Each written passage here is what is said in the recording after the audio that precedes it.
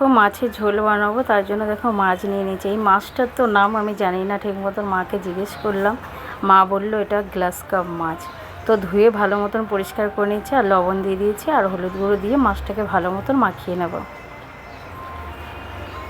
মাছটা কিন্তু দেখে আমি কিন্তু বুঝতেই পারিনি যে এটা গ্লাস কাপ মাছ। আমি জানি মাকে জিজ্ঞেস করছিলাম যে কাতলা মাছ নিয়ে এসছো, কিন্তু দেখেও মনে হচ্ছিল না। তারপর দেখো কড়াই গরম হয়ে গেছে, কড়াইতে দিয়ে দেবো পরিমাণ মতন সর্ষের তেল। সর্ষের তেলটা গরম হয়ে গেছে, এবার আমি মাছ দিয়ে দেবো। মাছগুলো কিন্তু লাল লাল করে ভালো মতন আমি ভেজে নেব। আর দেখো মাছের পিসগুলো, পেটি পিসগুলো মনে হচ্ছে পুরো কাতলা মাছের মতন লাগছিল। ওই জন্যই আমি মাকে জিজ্ঞেস করছিলাম যে মা এটা কি কাতলা মাছ নিয়ে এসছো। তো মাছ দেখো ভাজা হয়ে গেছে, আর আমি তুলে নেব। সব মাছগুলো এইভাবে লাল লাল করে আমি ভেজে নেব।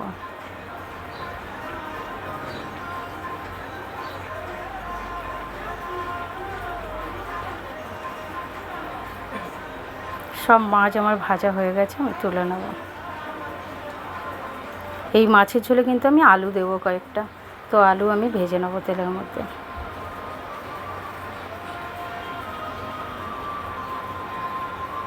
পরিমাণ মতন লবণ দিয়ে দেবো, আর হলুদ গুঁড়ো দেবো, দিয়ে আলুগুলো আমি ভেজে নেব।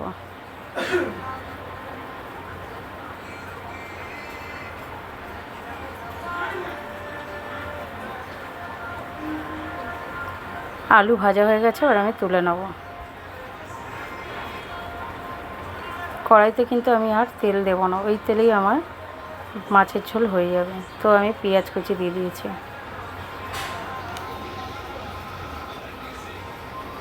পেঁয়াজগুলো একটু ভাজা ভাজা হয়ে গেছে, ওখানে আদা আর জিরে বাটা বেটেছিলাম, বাটা দিয়ে দেবো।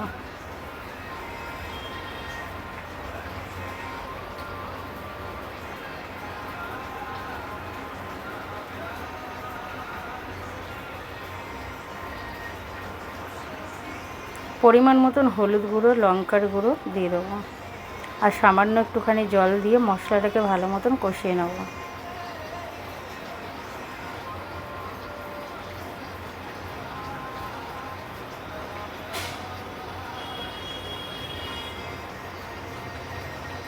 টমেটো কুচি দিয়ে দিয়েছি, আর পরিমাণ মতন লবণ দিয়ে দেবো, যাতে টমেটোটা তাড়াতাড়ি গলে যায় লবণ দেওয়ার পরে।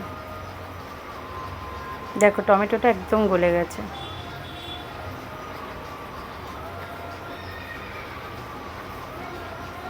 মশলা আমার কষানো হয়ে গেছে, এবার আমি ভেজে রাখা আলুগুলো দিয়ে দেবো। আলুটাকেও মশলার সাথে ভালো মতন কষিয়ে নেব।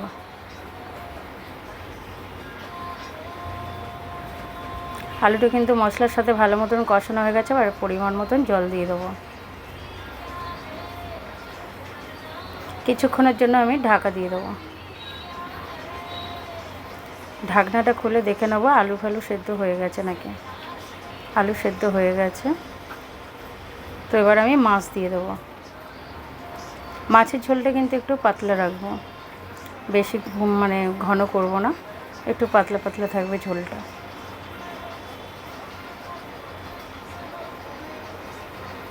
দেখো মাছের ঝোল আমার হয়ে গেছে। এই রেসিপিটা যদি তোমাদের ভালো লেগে থাকে তাহলে কমেন্ট করে জানাবে। তো কেমন হয়েছে মাছের ঝোলটা, দেখো কতটা সুন্দর লাগছে না।